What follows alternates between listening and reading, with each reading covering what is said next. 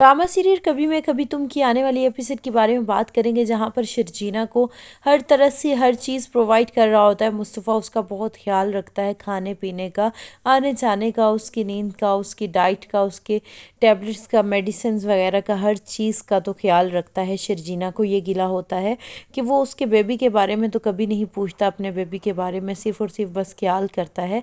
तो शर्जीना आखिर कह ही देती है, मुस्तफ़ा से कहती है कि तुम मेरी हर चीज़ का ख्याल रखते हो, खाने पीने का, मेडिसिन का, लेकिन कभी बेबी के बारे में नहीं पूछा। जिस पर मुस्तफ़ा कहता है, मैं तो खुश होना शायद भूल गया हूँ, मैं तुम्हें किसी चीज़ की कमी नहीं लगने दे सकता, मैं हर वक्त यही फोकस करता रहता हूँ कि तुम जो डिज़र्व करती हो मैं तुम्हें दे सकूँ। देखो ना किस तरह आजमाइश भरी ज़िंदगी तुम्हें मेरे साथ गुजारनी पड़ी है। शर्जीना को ये बातें बहुत बुरी लगती है जब मुस्तफ़ा इतना ज़्यादा डिसपॉइंट हो जाता है।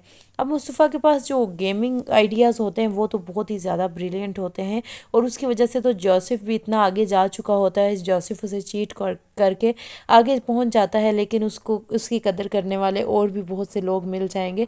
मुस्तफ़ा को ये यकीन ही नहीं था, इसलिए मुस्तफ़ा के बारे में डिस्कशन होती है और कहते हैं कि लैल मूसा का जो मुस्तफ़ा है ना, अगर वो हमारी कंपनी को ज्वाइन कर ले तो हमारी कंपनी को चार चांद लगा सकता है, और वो बेताज बादशाह है गेमिंग जोम का, और वो ज़रूर ये सब कुछ करेगा, उसको ऑफ़र देंगे और इस तरह मुस्तफ़ा की ज़िंदगी में तब्दीली ज़रूर आएगी। दूसरी तरफ अदील के सारे कच्चे चट्टे पहुंच चुके होते हैं रुबाब के वालिद के पास, और वो ये सारी चीज़ें देख चुके होते हैं और वो समझ चुके होते हैं। वो तो पहले ही एतबार नहीं कर रहे होते अदील पर, और जब सारा रिकॉर्ड, जब सारे सबूत आ जाते हैं तो वो फ़ाइल जाकर रुबाब को थमाते हैं। रुबाब कहती है कि डैड ये क्या है, जिस पर उसका बाप कहता है कि ये तुम्हारे शोहर के कारनामे हैं, हमारी पीठ पे एक छुरा घोंपा है उसने, इतना ज़्यादा गबन किया हुआ है उसने, और ये सारे सबूत हैं। जब रुबाब ये सब देखती है तो रुबाब को बहुत ज़्यादा गुस्सा आता है, और वो कहती है कि ऐसा कैसे हो सकता है, अदील ऐसा कैसे कर सकता है, मेरे साथ चीट कैसे कर सकता है।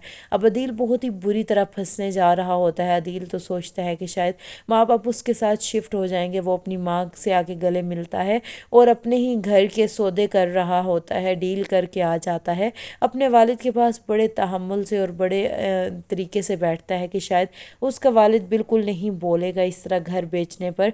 लेकिन जैसे ही बताता है अपने वालिद को कि इस घर की मैंने डील कर दिया, सौदा कर दिया है, अब आपको मेरे साथ चलना होगा, ये घर हमने हैंड ओवर करना है। जिस पर उसका बाप डट जाता है और कहता है कि ये वाहिद सहारा है मेरे जीने का और मेरी कुल जमा पूंजी है। तुमने सोचा भी कैसे कि मैं इस घर से जाऊंगा, मेरी यही ज़मीन है और मैं यहीं पे रहूंगा, जीऊंगा, मरूंगा, जो भी होगा यहीं पे होगा। तुमने सोच भी कैसे लिया कि तुम घर बेच सकते हो अदील, हमें नहीं चाहिए है तुम्हारा इस तरह से घर का सेल करना, तुम्हें नहीं करना चाहिए है। जिस पर अदील कहता है, अम्मा समझाएं ना अब्बा को ये क्या कह रहे हैं। जिस पर उसकी माँ कहती है कि अदील बेटा अगर कह रहा है तो हम चल जाते हैं। जिस पर उसका बाप डर जाता है और कहता है, नहीं, मज़ीद मैं कोई ना एहसान लेना चाहता हूँ, ना ही मैं अपनी कुल जमा पूंजी इस तरह बेच सकता हूँ, तुम साफ साफ मना कर दो। अदील बहुत बुरे से फंस चुका होता है। उधर रुबाब को और उसके वालिद को सारे कच्चे चट्टे मालूम हो चुके होते हैं, और वो भी बहुत ही बड़ा सरप्राइज़ देने वाले होते हैं। अदील को अंदाज़ा भी नहीं होता कि वो क्या करने जा रहा है। दूसरी तरफ शर्जीना बहुत ज़्यादा खुश भी होती है और थोड़ी थोड़ी खफा भी होती है। जब बैठी बातें कर रही होती है, बहुत प्यारा तैयार होती है और बहुत खूबसूरत लग रही होती है, तो मुस्तफ़ा उसे खाने पर ले जाता है। वहाँ पर खाना वगैरह खाने के बाद मुस्तफ़ा उसे कहता है कि मैं तुम्हें सारी ज़िंदगी की आसाइशें देना चाहता हूँ, मैं चाहता हूँ कि तुम परियों की तरह रहो और जो तुम डिज़र्व करती हो तुम्हें मिले, तुम्हारा बहुत ही अच्छे से ख्याल रखा जाए। जिस पर शर्जीना कहती है कि ये सब कुछ इम्पोर्टेंट नहीं होता, हर चीज़ दौलत नहीं होती, हर चीज़ आसाइश ही नहीं होती, इसमें प्यार मोहब्बत अटेंशन भी होता है मुस्तफ़ा।